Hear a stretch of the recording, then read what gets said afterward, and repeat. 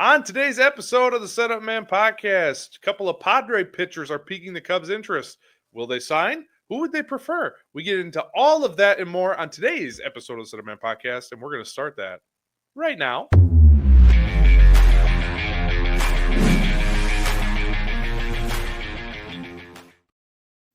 Welcome in to the latest edition of the Setup Man podcast. I'm Alex Brawl along with Ty Lewin. And if you haven't already, subscribe, comment, hit that like button, help us out. If you're on audio only, do us a favor, subscribe, follow, whatever that platform tells you to do, and leave a 5-star review. Guys, I'm trying as a community, we should be pushing to try and hit 10,000 subscribers by the end of the year. That gives us a month and a half. So if any man, woman, baby, dog, cat, have them subscribe to the Setup Man. On today's show, I already prefaced it. We're talking Cease. We're talking Michael King. Going to get into a couple little things that happened. But Ty, welcome back. You were off on Tuesday. What's going on? It's good to see you, pal. It's been good. I have had a lot of personal stuff come up, good and bad, but everything's all right. So, just needed a little bit of time to focus on that. So appreciate you and Kyle, holding down the fort here and doing an amazing episode. I tell you what, your guys' episode and then the interview that he did with Bruce was just tremendous. And the fact is now that we get to talk about some of these names that they brought up in those episodes is a lot of fun. So I'm excited to see you, pal, and let's get into it. I agree. If you haven't watched Kyle's interview with Bruce that released on Wednesday, a lot of good stuff. I listened to it today at 2 times the speed like I normally do with all my podcasts. There was so much dense information there. I had to listen at regular speed because Bruce brought his A game for what it's worth after I criticized him last week. So that was fun. But let's get into the news. First, we have a show announcement. It's not really breaking news, but we don't get to use the sounder a lot, so let's do that. Show announcement. Monday, this upcoming Monday, the 24th, the Monday of Thanksgiving week, we will have a full bullpen. We are doing a special Thanksgiving episode. We're going to have our normal episode, but we will be weaving callers in and out. It will be live. We want to celebrate the year with you, and we want to do the classic, what are you thankful for? And we, of course, it goes without saying, we are thankful for you, the audience, for tolerating Ty I's nonsense, and then obviously Kyle's bringing the heat with all of the, important stuff, and we just screw around and basically play first take on the internet. But anyway, that was Monday, the 24th of November, 5:30 p.m. Central, Wrigley time, however you want to say it.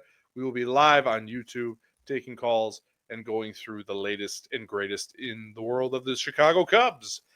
And we're not even going to start the episode in the news section with the Cubs because, A, there wasn't a whole lot going on since Shota took the qualifying offer, which, Ty, I do want to get your thoughts on the record here. But MLB has agreed to a 3-year deal, media rights deal, with NBC, Netflix, and ESPN. What does this mean?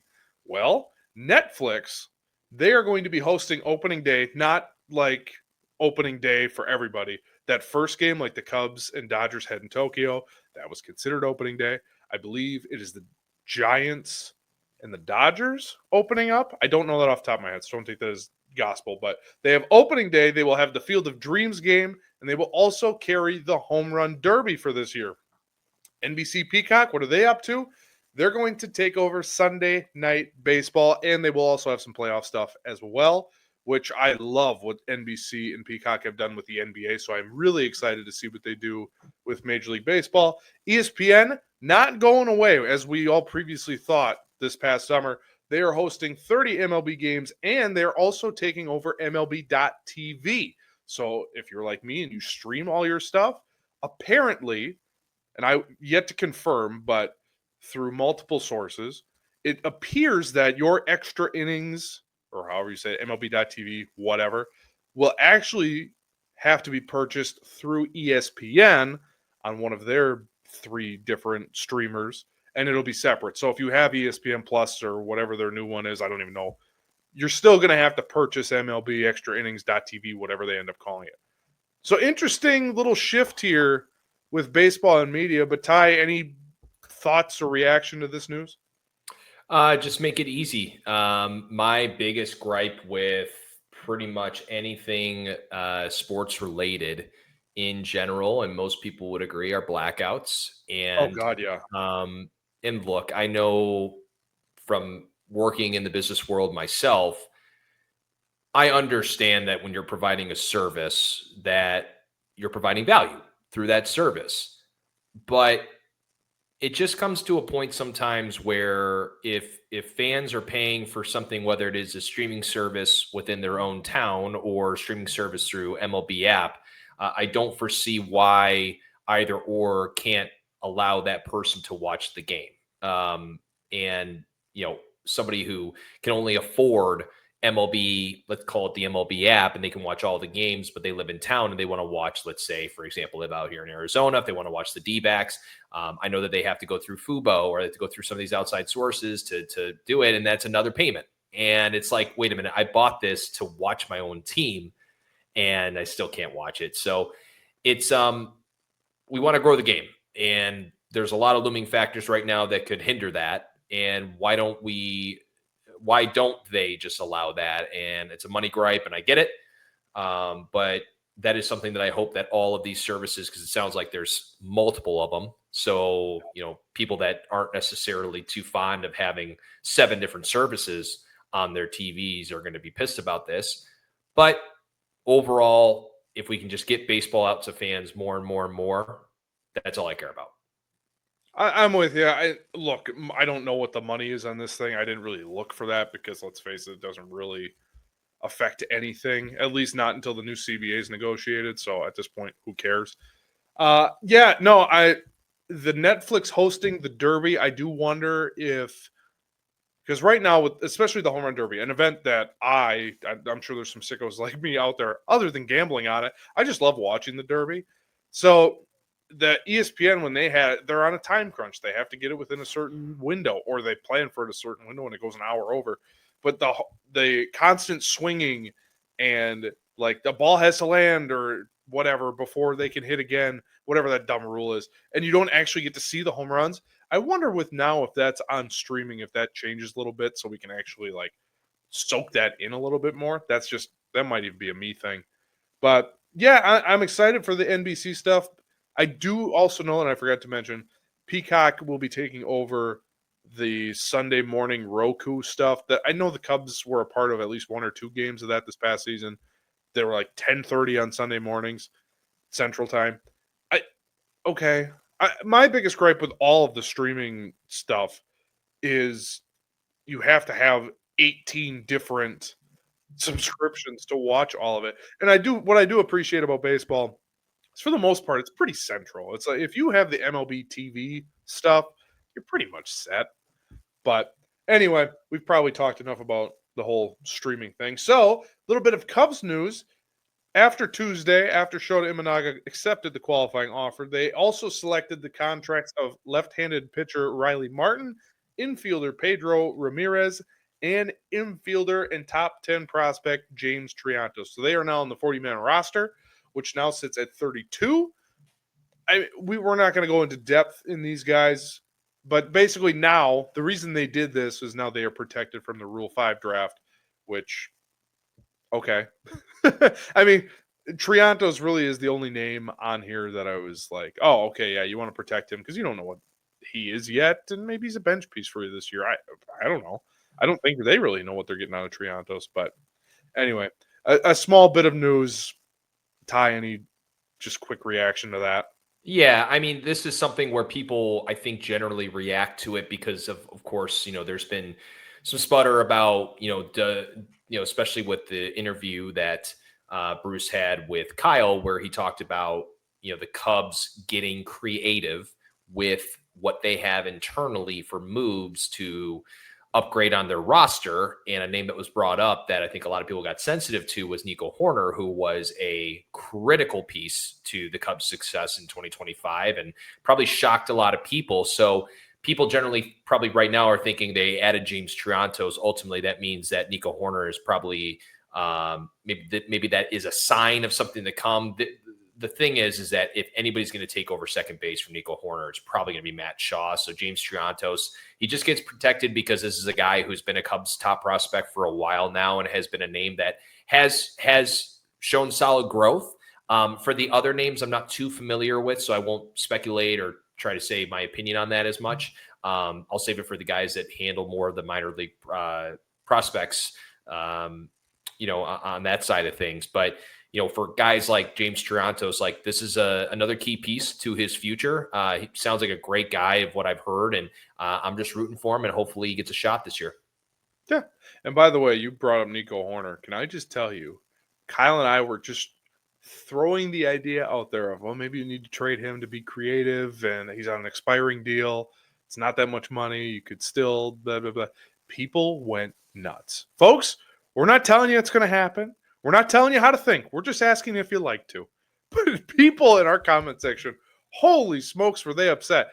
And I just want to clarify, I want Nico Horner to be a lifelong Cub. And honestly, I think if anyone gets an extension this offseason, probably will be Nico Horner. And that's not based on any information. That's just a gut feeling. But holy smokes, were Cub fans angry at Kyle and I? A couple F-bombs came our way. Again, not telling you how to think. We're just asking if you'd like to. It's I'm in the same boat. It is not somebody that I want to see being traded. But again, when you look at this organization, they have been creative with the way that they adjust their payroll, adjust their roster, and look to make things done from their internal assets. Right. So to say that we aren't Nico Horner fans for the year that he just had, you probably need to look in the mirror yourself and figure out if you are listening to things properly, and take a few minutes to listen to our other episodes. So if you would like to keep commenting about those types of things, go ahead. It makes us laugh. So go ahead. Like and subscribe. And comment below and let us know. No, look, I appreciate the banter. No, I get it, folks. I don't want him going anywhere either. He's probably the team's MVP. The only scenario that I think it would be okay is if you sign Bo Bichette, and they're not going to – I would highly, highly doubt that they're going to give up the $200+ million for X amount of years. I don't see that happening. So, therefore, I don't see Nico Horner leaving. So, I don't even really want to have that conversation because it ain't happening. Speaking of getting creative in the Cubs dealing players that were fan favorites, we have an old friend update. Christopher Morel was designated for assignment or DFA'd by the Tampa Bay Rays. I didn't realize until I looked at the numbers, he had a horrible 2025. A minus 0.3 WAR, only hit 219, 11 homers, 33 RBIs in 105 games. I saw a lot of fans say like, oh, maybe they can bring him back as a bench piece. He's young enough. I get it. The explosion is there. In the words of all the investors on Shark Tank, I'm out. I agree. Just really quick, he's gone from the Cubs, which have started to develop their own bats pretty well. The Tampa Bay Rays, which is normally a pitching lab, but they find ways to get the most out of their players through their analytical department and other factors that have proven to make some underrated guys be pretty successful, like Yandy Diaz, Brandon Lowe, Junior Caminero. I mean, there are some names that have come out of that. At this point, it's either LA or he's out, because that seems like the only organization that can figure out some of these players. So I wish him all the best, and I'm excited to talk about other names that we are actually going to be targeting. Yeah, why don't we get to that? So our main story today, if I can find the sound button, here it is. It's the soup of the day. That sounds good. I'll have that. Cubs have heavily been linked to Michael King and Dylan Cease early this offseason. In fact, right before we hit the record button on this, I saw friend of the show, Lance Brazowski, was talking to Patrick Mooney, who also brought up Michael King for about the fourth time in a week. So where there's smoke, there's fire. So really want to get into these two guys. So let's start by talking about their 2025 campaigns. Dylan Cease on the year, 8-12, 187 innings, did not miss a start, 32 games started, a 4.55 ERA. And then because this is relevant for the conversation in regards to the Cubs, a 36.6 ground ball rate and a 29.8% strikeout rate. As for Michael King, battled injuries, only pitched 73 and a third innings, 15 games started, 5-3 though in those games, a 3.44 ERA in terms of ground ball rate, 38.3%, and a strikeout rate of 24.7. Now, Michael King also coming off a second year with the Padres where he was a starter. He was a reliever his entire time with the New York Yankees before the Padres converted him into a starter. So when looking at their career innings, they're both around the same age. King is, I believe, 30 years old, and Cease is also 30 years old. But King only has 500 major league innings, actually less than 500 major league innings, whereas Cease is like up towards 1,200. So another factor to think here. And in their career, look, Cease obviously great pitcher, 188 games started, durable, doesn't really miss time. Career 3.88 ERA, a career 2.5 ERA at Wrigley Field. Michael King, he's only started 64 games with a 3.24 ERA. So really the question when we come down to it, Ty, now that Imanaga has accepted the qualifying offer, especially when it comes to free agency, they are now a little more limited than we probably all like. So in your eyes, who do you think A is a better fit? And B, who do you think impacts the 2026 Cubs more between Michael King or Dylan Cease?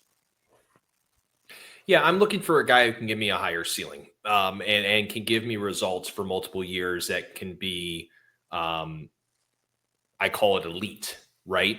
Because with Shona Minaga coming back onto the roster, it's something where now you have a plethora of average arms in the rotation with, I would say Jameson Tyone was above average this year. Colin Ray, Shona Minaga. You kind of have, your question mark with Justin Steele. Then Cade Horton really showed out this year, right? And we're hoping that he can be elite again next year. I just need something at the top that I feel ultimately extremely comfortable with when it comes to somebody that can give me elite level stuff.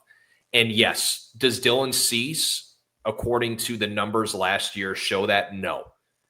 But there's something really special about the ability to pitch at Wrigley Field.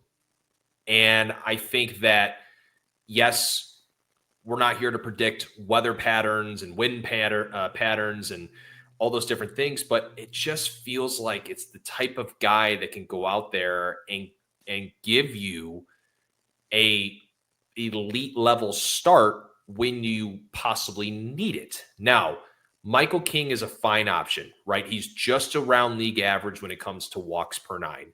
Dylan Cease is a little bit higher, right? It's just hard for me to sit here and think that bringing on a guy like Michael King makes your team better. Dylan Cease makes your team better. That's it. I would push back a little bit. Michael King's a solid pitcher. Now, I understand what you're saying, though, in terms of ceiling. Yes, Cease gives you a higher ceiling, but also Dylan Cease has a tendency to only go 5 or 6 innings. Now, granted, that's how Craig Counsell uses his starting staff anyway, so maybe that doesn't matter, especially in the year of our Lord at the time will be 2026. But Michael King, man, I was doing a deep dive into some of his numbers. Between the ground ball rate, this past year, now granted, limited sample size because he did battle injuries, his fly ball percentage, 41%. This is a little high, but also we're playing, again, as you said, we're not weathermen. But if Wrigley continues to be pitcher friendly, that's nice.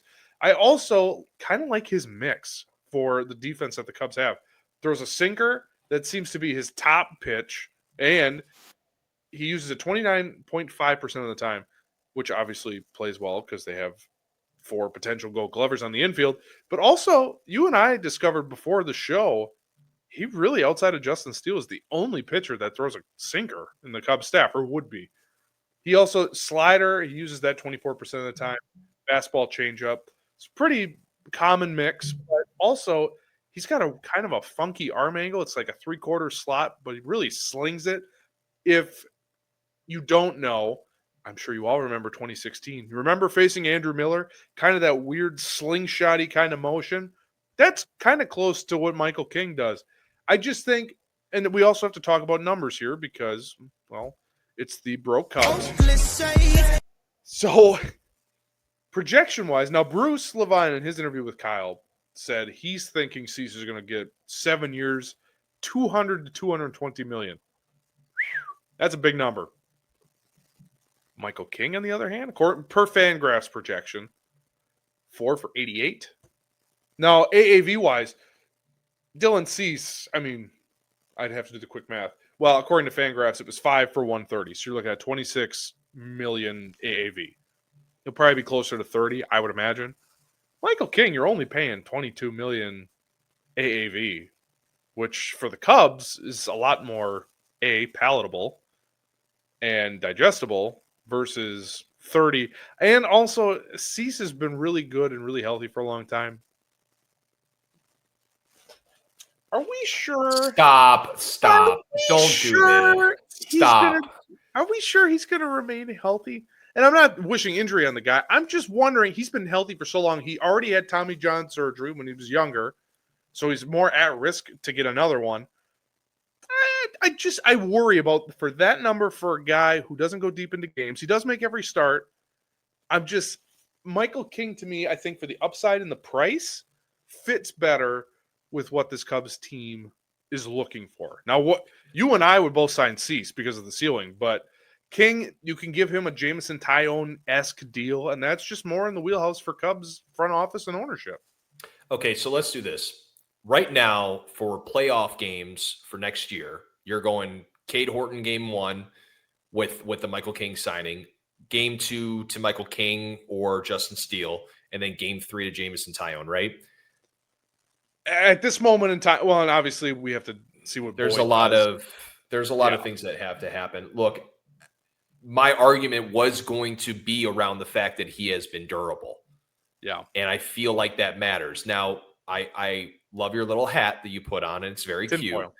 But I disagree with you on that, just because I feel as if that it shows, like the evidence is there that for sure is shown to be healthy. And I think this goes back to the conversation of having swing and miss stuff. Now, Michael King is a major league pitcher. He is obviously very talented, and he has shown signs to be very nasty at certain points.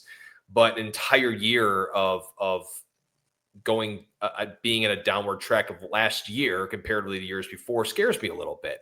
Sure. You could say the same about Dylan Cease, but with Dylan Cease, the idea of you go out there to Wrigley Field now with an elite defense, you have swing and miss stuff, and maybe, just maybe, he can tick up those innings per game based on the fact that the defense is behind him. Okay. So ultimately, I hate trying to find bargain deals. And I have said on the show before, I've said it on the show before that we have to think like Jed. So if I'm thinking like Jed, then yes, you could probably lean a little bit more of your side just because you are getting a little bit more of a better deal. But I don't know. To me, it feels as if that this guy is a special talent. And I have a really good feeling about Dylan Cease in the Cubs uniform. And I'll stand by that. And that's where I'm at. So it was interesting listening to Kyle's interview with Bruce. Kyle gave him 4 or 5 names. Who's the most likely to wear a Cubs outfit at the end of the day? And he said Dylan Cease for that price tag, by the way. That was the one he threw out, the 7 years for 200 to 220 million. Again, it's tough, and I criticized Bruce on the last episode you and I did together saying, well, who is this coming from? Obviously, he works for Mr. Ricketts. I have a tough time seeing them going to 200 million this offseason with the labor issues that are they're facing currently. I was going to say at hand, but they're here. They're not waiting. I don't know that this team is going to take a big swing like this. Now, granted, you and I both. I don't want to make it sound like I'm advocating for King's the guy between the two, because I think, as you said, higher ceiling, higher strikeout rate by 5%. By the way, if you didn't catch it earlier, Dylan Cease is striking out almost 30% of the batteries he's facing, whereas Michael King is about 25%. Like, that's not a small difference. And also, as you said, he makes all his starts. I do worry about guys that kind of have a shorter delivery. He's not long when he separates and gets to his T point, right? That's really pitching nerd stuff. T point? That's what I used to call it in high school when you get... Carry on. Keep going. Yeah, okay. Anyway, I do have a little concern about him short arming. Now, granted, he throws 100 miles an hour. It's all great. I just think, and I'm trying to think like ownership and front office, I think when it comes down to it, we all know it comes down to one thing and one thing only. Money. And I think at the end of the day, they're going to, as you said, go bargain shopping. And the Shota thing, too. If Shota decline, I do think this makes a difference. But the fact that he's now back in the mix and they are a little more handcuffed in what they can spend, their own handcuffs, by the way, now I just think King is more likely. Plus, there's been a ton of smoke about Michael King in the last week. A lot of money comes off the books next year. I know, which is another reason. Money is coming off the books. Yeah. I feel look, like I battle against you, but I'm not. No, I agree with you. You're yelling at me. One, so please, you sound hostile. Put that in your back pocket, okay? Okay, I'm trying to have a cordial conversation with you. I'm thankful to be a part of this podcast and thankful to have you in my life because it's almost Thanksgiving. Don't throw the mic, dude. You don't have another one. No, and this one's already on the fritz. It is. I can tell. There's just two sides to this. It ultimately is what it is. It's. I am trying to find a bargain deal. You guys talked about Kodai Senga in the last show. Bargain deal, kind of a Matthew Boyd type approach. Jed finds a way to ultimately get the most out of, something where you're not risking, not a lot of risk, right?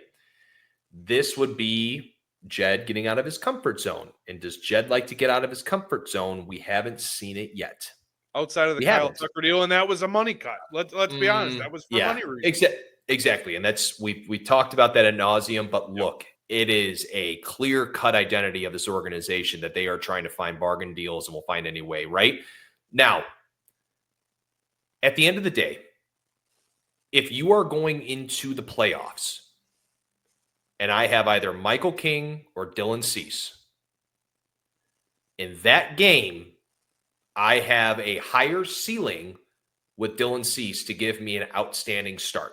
Against the Cubs, he wasn't that great in that playoff series. I understand that, and it was at Wrigley Field. I understand that, but he was in a Padres uniform. It matters to be in a Cubs uniform, playing at Wrigley, that crowd behind you, and all those different things. And then, on top of that, throughout the course of the season, has been durable. So I have durability for an entire season. I have the ceiling to be a all-time ace and go 7-8 in a playoff game. Versus I have Michael King, who somehow, some way could give you a solid season, right? Next year. And then in a playoff game, playoff. Can he give you that? He has shown some success in the playoffs. But again, the dollars going into it, that's the scary part for everyone. And you just alluded to it, right? 7 years, $200 million plus. It's a lot. But people also said that they want to bring back Shota Imanaga back on, whatever it was, $22 million or 18. And that's just where the market is. Well, the market is that way for a pitcher that can give you an unbelievable season. He is a Boris guy, right? Yes. Yes. Dylan Cease is a Boris guy. So there is, unfortunately, those concerns with it. Is there going to be some opt-outs involved? So you do have to throw that wrinkle in there as well. I'm staying with Dylan Cease as my guy. I'm standing on top of it, and I am ending the conversation with that. Oh, wow. You just period me. Fine. Excuse me. K, period. Now the conversation's done.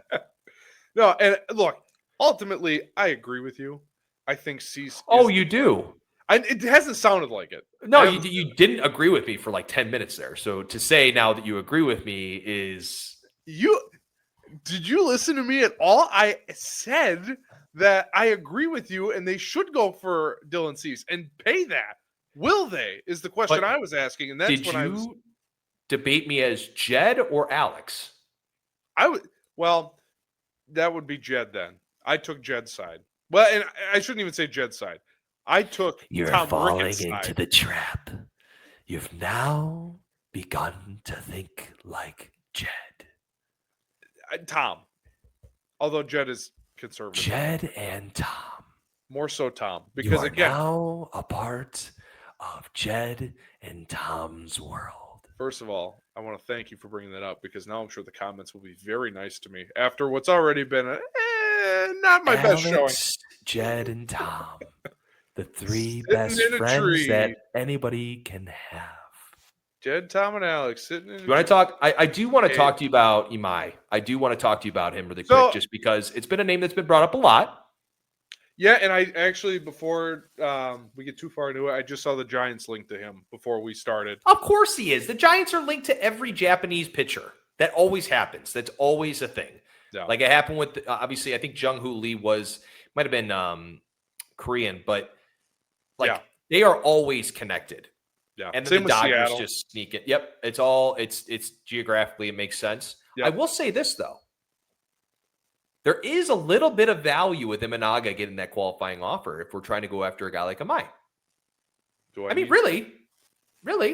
Oh. See, this is when the tinfoil hat is worthwhile. Oh, okay. I mean, it's I not was really, just misusing it. it's not really tinfoil hat-ish. I mean, it's just like, hey, like, look, we have two Japanese players and can make it very comfortable for you. And Bruce Levine mentioned on the interview with Kyle, which go ahead and listen to that and like and subscribe, was that there is the Cubs organization, is very good to the Japanese players that they bring in, and they do make them feel like they're at home and all those different things. So if I were to say, because everyone's heard what I've said at this point about my reasoning why I didn't want Shota back.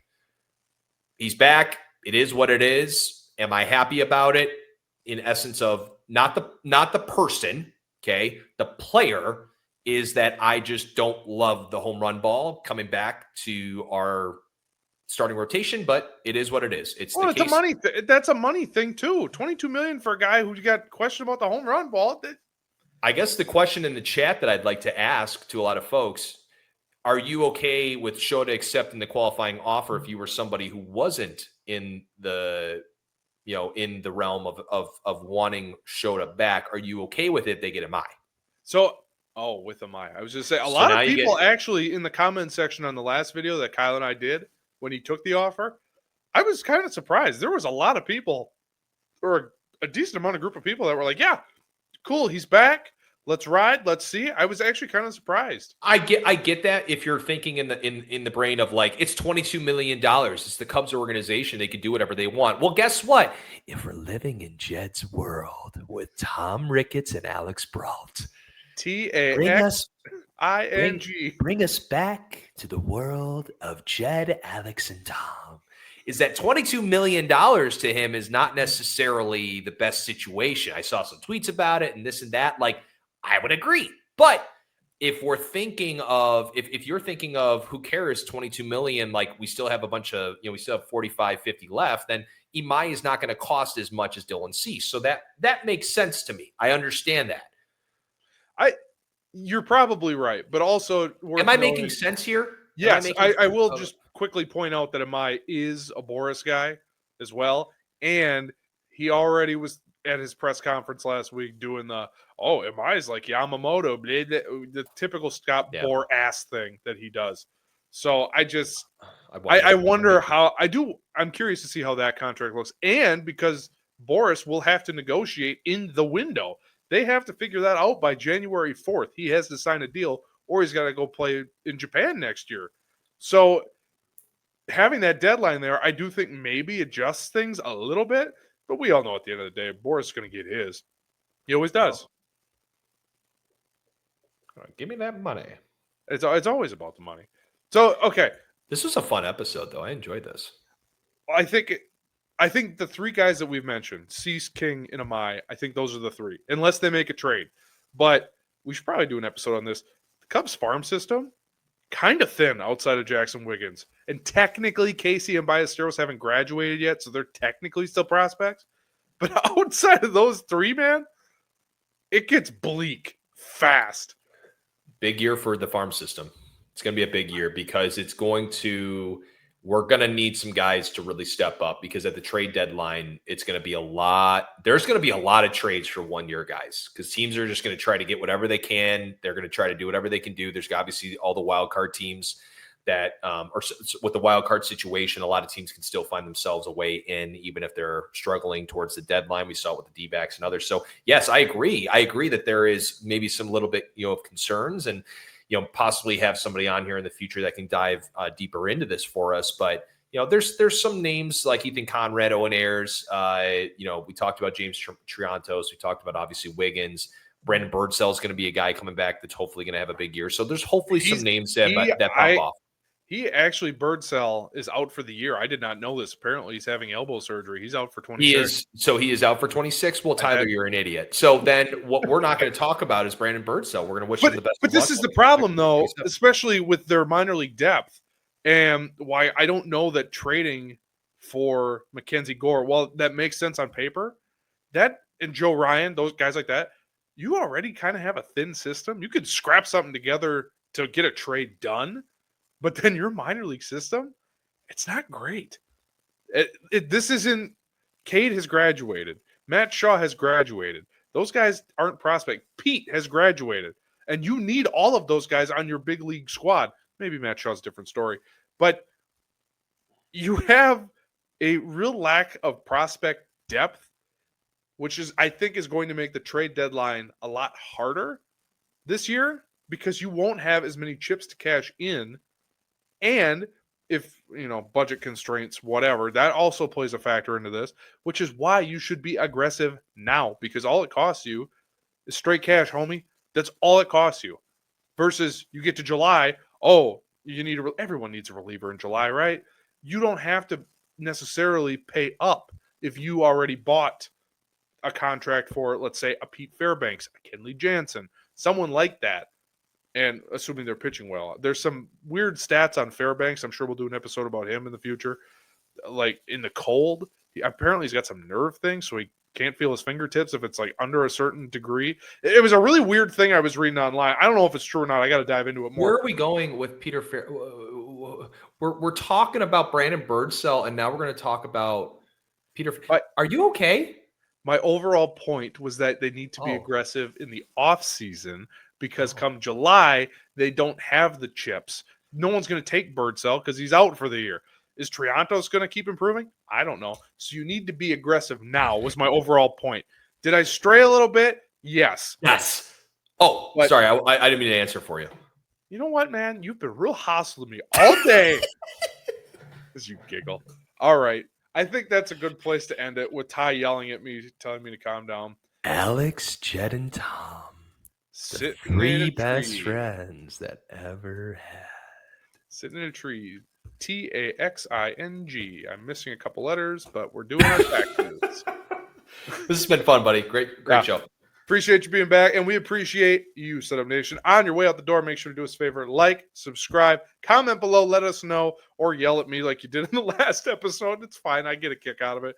And then reminder, Monday, November 24th, 5:30 p.m. Central / Wrigley time.